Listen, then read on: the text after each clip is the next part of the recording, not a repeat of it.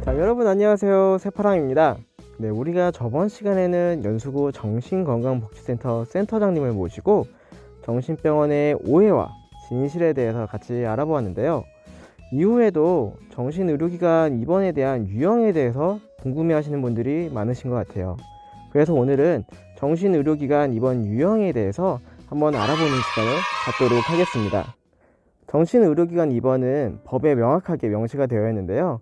바로 정신건강증진 및 정신질환자 복지 서비스 지원에 관한 법률에 명확하게 명시가 되어 있습니다. 즉, 정신의료기관 입원은 법률에 근거해서 엄격하게 진행이 된다는 것인데요. 그럼 이러한 정신의료기관 입원이 어떤 유형으로 나눠져 있을까요? 크게는 두 가지로 나눠져 있는데요. 자의적 입원과 비자의적 입원으로 나누어집니다. 이 자의적 입원은 다시 자의 입원과 동의 입원으로 나누어지게 되는데요. 자의 입원의 경우에는 치료를 필요로 하는 환자 스스로가 정신의료기관에 입원을 하겠습니다라고 신청을 한 후에 신청이 받아들여지면 바로 입원을 하게 되어 치료를 받게 되는 것입니다. 어떤 분들은 한번 입원하게 되면 다시 나오기 힘든 거 아닌가? 라고 걱정하시는 분들도 있으실 것 같은데요. 다시 자의 입원의 경우는 스스로 퇴원을 요청하게 되면 지체 없이 퇴원을 하도록 되어 있습니다.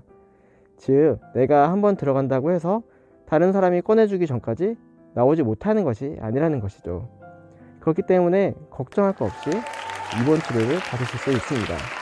두 번째, 동의 입원의 경우에는 치료를 필요로 하는 환자 본인과 그리고 보호자 한 명의 동의를 받아 입원을 하는 유형입니다. 여기서의 보호자는 보호 의무자를 뜻하게 되는데요. 이는 조금 있다가 다시 한번 설명을 드리도록 하겠습니다. 만약 입원을 한 환자가 내가 더 이상 치료가 필요하지 않을 것 같다 생각을 하고 퇴원을 요청했을 시에 보호자도 동의를 하게 되면 지체 없이 퇴원을 하도록 되어 있고요. 혹시 보호자가 퇴원을 거부하거나 조금 더 치료를 받았으면 좋겠다라고 생각을 했을 때에는 그 환자의 치료 필요성에 따라서 결과가 달라지게 됩니다. 그 환자가 치료가 지속적으로 필요하다고 평가가 될 경우에는 72시간 내에 다른 입원 유형으로 전환을 하게 되어 있고요. 만약에 치료가 필요 없다고 평가가 될 경우에는 이때에도 지체 없이 퇴원을 하도록 되어 있습니다. 다음 입원 유형은 비자의적 입원 유형입니다. 비자의적 입원 유형의 경우에는 보호 의무자의 입원과 행정 입원, 응급 입원 세 가지로 구분되어 있습니다. 보호 의무자에 의한 입원의 경우에는 치료를 필요로 하는 환자의 보호 의무자 2명의 동의를 받아 입원을 하는 것을 말하는데요.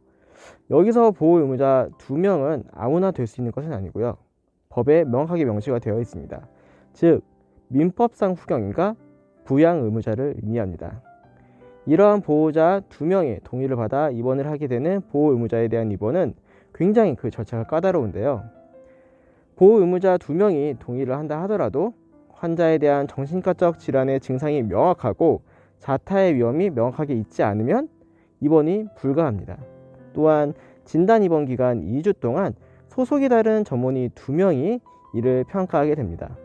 그리고 입원 이후에도 입원 적합성 심사위원회에서 이 사람이 입원의 필요성이 있는지 평가를 하게 되고, 입원을 한다 하더라도 한 번 하고 끝나는 것이 아니라 그 이후에도 지속적으로 입원에 대한 필요 평가를 하게 되어 있습니다.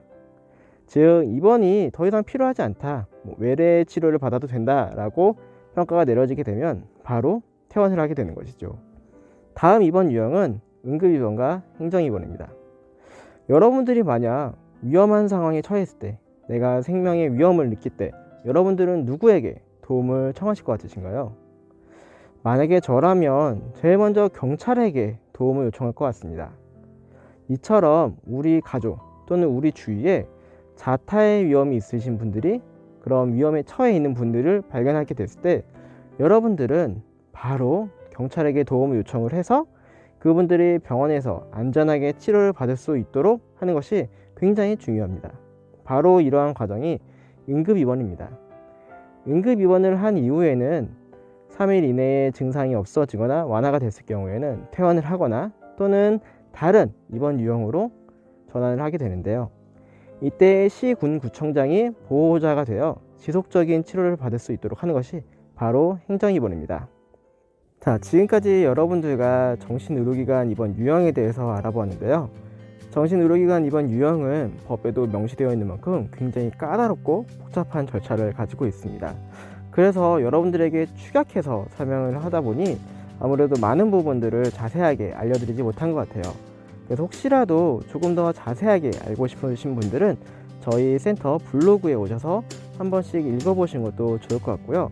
오늘 배운 것 중에 가장 중요한 것은 결국 정신의료기관 입원은 누군가를 가둬놓고 못살게 굴려고 하는 것이 아니라 그들의 치료와 또 자타의 위험성에서 안전하게 보호하기 위해서 꼭 필요한 입원이라는 것입니다.